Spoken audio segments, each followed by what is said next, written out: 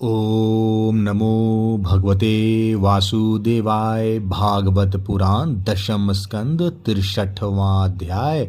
भगवान श्री कृष्ण के साथ बानासुर का युद्ध। श्री सुखदेव जी कहते हैं, परीक्षित, बरसात के 4 महीने बीत गए परंतु अनिरुद्ध जी का कहीं पता न चला। उनके घर के लोग इस घटना से बहुत ही शोकाकुल हो रहे थे। एक दिन नारद जी ने आकर अनिरुद्ध का शोणितपुर जाना, वहाँ बानासुर के सैनिकों को हराना और फिर नागपाश में बांधा जाना, यह सारा समाचार सुनाया। तब श्री कृष्ण को ही अपना आराध्य देव मानने वाले यदुवंशियों ने शोणितपुर पर चढ़ाई कर दी। अब श्री कृष्ण और बलराम के साथ उनके अनुयायी सभी यदुवंशी प्रद्युम्न, सात्यकी, गद्द, शांब, शारन, नंद, उपनंद और भद्र आदि ने 12 अक्षौहिणी सेना के साथ व्यूह बनाकर चारों ओर से बानासुर की राजधानी को घेर लिया। जब बानासुर ने देखा कि यदुवंशियों की सेना नगर के उद्यान परकोटों, बुर्जों और सिंह द्वारों को तोड़ फोड़ रही है, तब उसे बड़ा क्रोध आया और वह भी 12 अक्षौहिणियों सेना लेकर नगर से बाहर निकल पड़ा। बानासुर की ओर से साक्षात भगवान शंकर वृषभराज नंदी पर सवार होकर अपने पुत्र कार्तिकेय और गणों के साथ रणभूमि में पधारे और उन्होंने भगवान श्री कृष्ण तथा बलराम जी से युद्ध किया।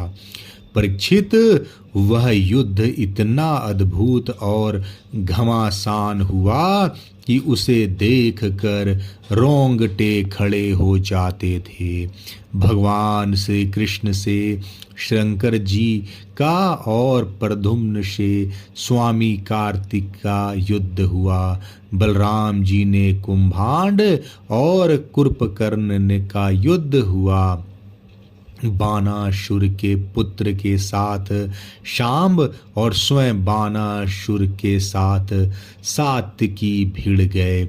ब्रह्मा आदि बड़े बड़े देवता, ऋषि, मुनि, सिद्ध, चारण, गंधर्व, अप्सराएं और यक्ष विमानों पर चढ़ चढ़ कर युद्ध देखने के लिए आ पहुँचे। भगवान श्री कृष्ण ने अपने शांग धनुष्य के तीखी नोक वाले बाणों से शंकर जी के अनुचरों भूत, प्रेत, प्रमर्त, गुहक, डाकनी, यातुधन, बेताल, विनायक, प्रेतगण, मार्तगण, पिशाच, कुष्मांड और ब्रह्म राक्षसों को मार मार कर खदेड़ दिया।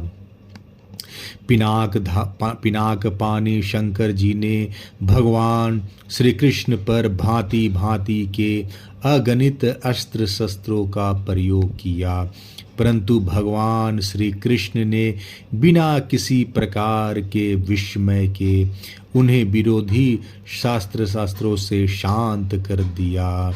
भगवान श्री कृष्ण ने ब्रह्मास्त्र की शांति के लिए ब्रह्मास्त्र का, वायवास्त्र के लिए पार्वतशास्त्र का, आग्नेयास्त्र के लिए पर्जन्यास्त्र का और पशुपात अस्त्र के लिए नारायण अस्त्र का प्रयोग किया। इसके बाद भगवान श्री कृष्ण ने जृंभनास्त्र से, जिससे मनुष्य को जम्भाई पर जम्भाई आने लगती है, महादेव जी को मोहित कर दिया। वे युद्ध से विरत होकर जम्भाई लेने लगे। तब भगवान श्री कृष्ण शंकर जी से छुट्टी पाकर तलवार गदा और बाणों से बानासुर की सेना का संहार करने लगे। इधर प्रद्युम्न ने बाणों की बौछार से स्वामी कार्तिक को घायल कर दिया। उनके अंग अंग से रक्त की धारा बह चली। वे रणभूमि छोड़कर अपने वाहन मयूर द्वारा भाग निकले। बलराम जी ने अपने मूसल की चोट से कुंभांड और कुंभकर्ण को घायल कर दिया। वे रणभूमि में गिर पड़े। इस प्रकार अपने सेनापतियों को हताहत देखकर बानासुर की सारी सेना तितर बितर हो गई। जब रथ पर सवार बानासुर ने देखा कि श्री कृष्ण आदि के प्रहार से हमारी सेना तितर बितर और तहस नहस हो रही है, तब उसे बड़ा क्रोध आया। उसने चिढ़कर सात्यकी को छोड़ दिया और वह भगवान श्री कृष्ण पर आक्रमण करने के लिए दौड़ पड़ा। परीक्षित, रणोन्मत्त बानासुर ने अपने 1000 हाथों से एक साथ ही 500 धनुष खींचकर एक एक पर 2-2 बाण चढ़ाए, परंतु भगवान श्री कृष्ण ने एक साथ ही उसके सारे धनुष काट डाले और सारथी, रथ तथा घोड़ों को भी धराशाही कर दिया। एवं शंख ध्वनि की कोटरा नाम की एक देवी बानासुर की धर्म माता थी। वह अपने उपासक पुत्र के प्राणों की रक्षा के लिए बाल बिखेर कर नंग धड़ंग भगवान श्री कृष्ण के सामने आकर खड़ी हो गई। भगवान श्री कृष्ण ने इसलिए कि कहीं उस पर दृष्टि न पड़ जाए अपना मुंह फेर लिया और वे दूसरी ओर देखने लगे। तब तक बानासुर धनुष कट जाने और रथहीन हो जाने के कारण अपने नगर में चला गया। इधर जब भगवान शंकर के भूतगण इधर उधर भाग गए, तब उनका छोड़ा हुआ 3 सिर और 3 पैर वाला ज्वर 10 दिशाओं को जलाता हुआ सा भगवान श्री कृष्ण की ओर दौड़ा। भगवान श्री कृष्ण ने उसे अपनी ओर आते देखकर उसका मुकाबला करने के लिए अपना ज्वर छोड़ा। अब वैष्णव और माहेश्वर दोनों ज्वर आपस में लड़ने लगे। अंत में वैष्णव ज्वर के तेज से माहेश्वर ज्वर पीड़ित होकर चिल्लाने लगा और अत्यंत भयभीत हो गया। जब उसे अन्यत्र कहीं त्राण न मिला, तब वह अत्यंत नम्रता से हाथ जोड़कर शरण में लेने के लिए भगवान श्री कृष्ण से प्रार्थना करने लगा। ज्वर ने कहा, प्रभो, आपकी शक्ति अनंत है। आप ब्रह्मादि ईश्वरों के भी परम परमेश्वर हैं। आप सबके आत्मा और सर्वस्वरूप हैं। आप अद्वितीय और केवल ज्ञान स्वरूप हैं। संसार की उत्पत्ति, स्थिति और संहार के कारण आप ही हैं। श्रुतियों के द्वारा आपका ही वर्णन और अनुमान किया जाता है। आप समस्त विकारों से रहित स्वयं ब्रह्म हैं। मैं आपको प्रणाम करता हूँ। काल, दैव, दृष्ट, कर्म, जीव, स्वभाव, सूक्ष्म भूत, शरीर, सूत्रात्मा, प्राण, अहंकार, 11 इंद्रियां और पंचभूत, इन सब का संघात लिंग शरीर और बीजांकुर न्याय के अनुसार उससे कर्म और कर्म से फिर लिंग शरीर की उत्पत्ति, यह सब आपकी माया है। आप माया के निषेध की परम अवधि है। मैं आपकी शरण ग्रहण करता हूँ। प्रभो, आप अपनी लीला से ही अनेकों रूप धारण कर लेते हैं और देवता, साधु तथा लोक मर्यादाओं का पालन पोषण करते हैं। साथ ही उन्मार्गगामी और हिंसक असुरों का संहार भी करते हैं। आपका यह अवतार पृथ्वी का भार उतारने के लिए ही हुआ है। प्रभो, आपके शांत, उग्र और अत्यंत भयानक दुसह तेज ज्वर से मैं अत्यंत संतप्त हो रहा हूँ। भगवान, देहधारी जीवों को तभी तक ताप संताप रहता है जब तक वे आशा के फंदों में फंसे रहने के कारण आपके चरण कमलों की शरण नहीं ग्रहण करते। भगवान श्री कृष्ण ने कहा, त्रिशिरा, मैं तुम पर प्रसन्न हूँ। अब तुम मेरे ज्वर से निर्भय हो जाओ। संसार में जो कोई हम दोनों के संवाद का स्मरण करेगा, उसे तुमसे कोई भय न रहेगा। भगवान श्री कृष्ण के इस प्रकार कहने पर माहेश्वर ज्वर उन्हें प्रणाम करके चला गया। तब तक बानासुर रथ पर सवार होकर भगवान श्री कृष्ण से युद्ध करने के लिए फिर आ पहुंचा। परीक्षित, बानासुर ने अपने 1000 हाथों में तरह तरह के हथियार ले रखे थे।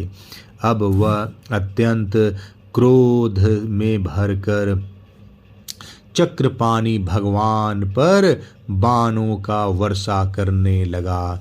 जब भगवान श्री कृष्ण ने देखा कि बानासुर ने तो बाणों की झड़ी लगा दी, तब वे छुरे के समान तीखी धार वाले चक्र से उसकी भुजाएं काटने लगे, मानो कोई किसी वृक्ष की छोटी छोटी डालियां काट रहा हो।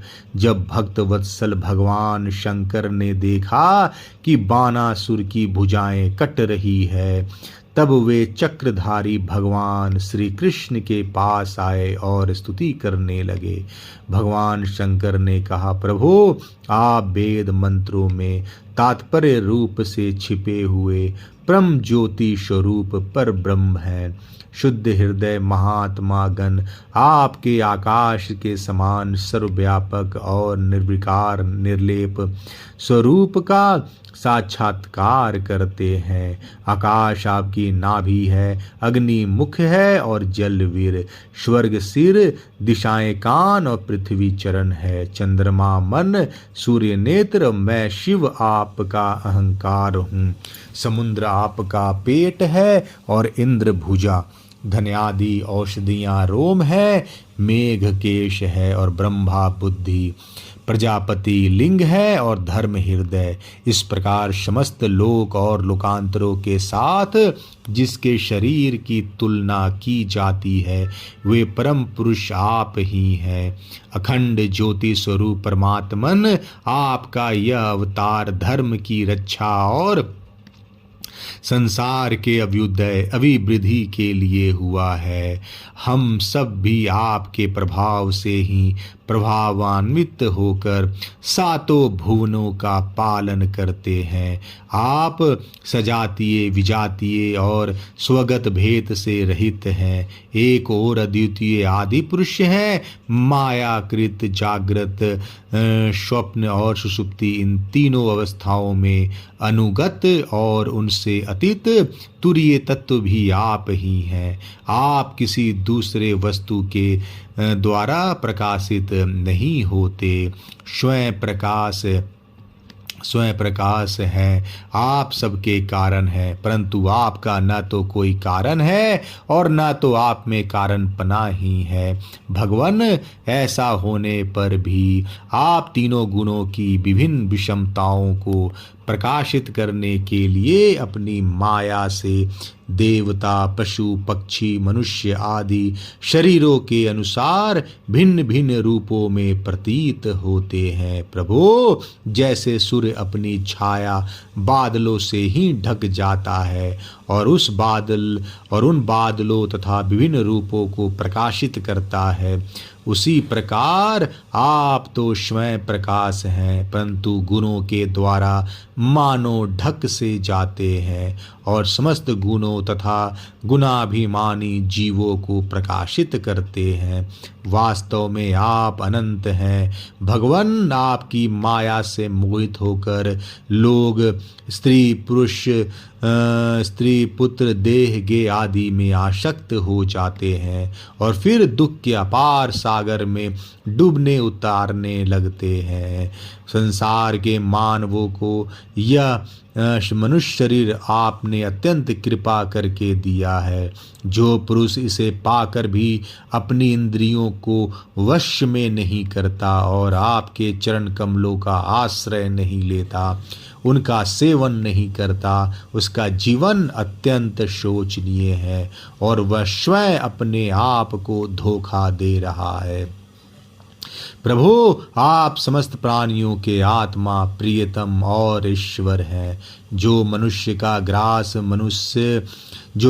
का ग्रास मनुष्य आपको छोड़ देता है और अनात्म दुख रूप एवं तुच्छ विषयों में सुख बुद्धि करके उनके पीछे भटकता है, वह इतना मूर्ख है कि अमृत को छोड़कर विष पी रहा है। मैं ब्रह्मा और सारे देवता और विशुद्ध हृदय वाले ऋषि मुनि सब प्रकार से और सर्वात्मा भाव से आपके शरणागत हैं, क्योंकि आप ही हम लोगों के आत्मा, प्रियतम और ईश्वर हैं। आप जगत की उत्पत्ति, स्थिति और प्रलय के कारण हैं। आप सब में सम, परम शांत, सबके सुहृद आत्मा और इष्ट देव हैं। आप एक अद्वितीय और जगत के आधार तथा अधिष्ठान है। हे प्रभु, हम सब संसार से मुक्त होने के लिए आपका भजन करते हैं।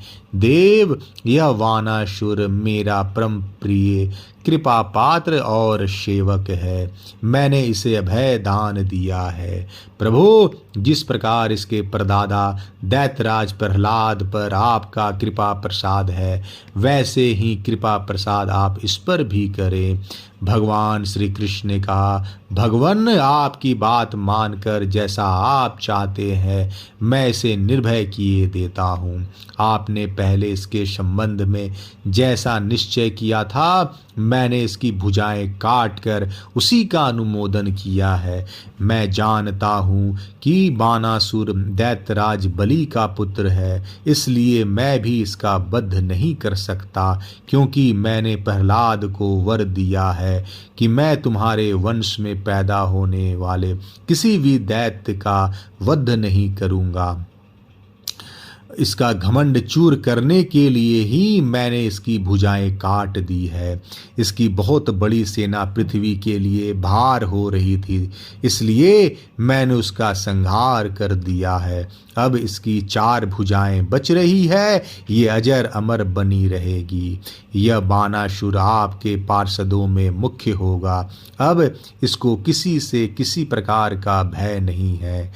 श्री कृष्ण से इस प्रकार भय दान प्राप्त करके बानासुर ने उनके पास आकर धरती में माथा टेका, प्रणाम किया और अनिरुद्ध जी को अपनी पुत्री उषा के साथ रथ पर बैठाकर भगवान के पास ले आया। इसके बाद भगवान श्री कृष्ण ने महादेव जी की सम्मति से वस्त्रालंकार विभूषित उषा और अनिरुद्ध जी को एक अक्षौहिणी सेना के साथ आगे करके द्वारका के लिए प्रस्थान किया।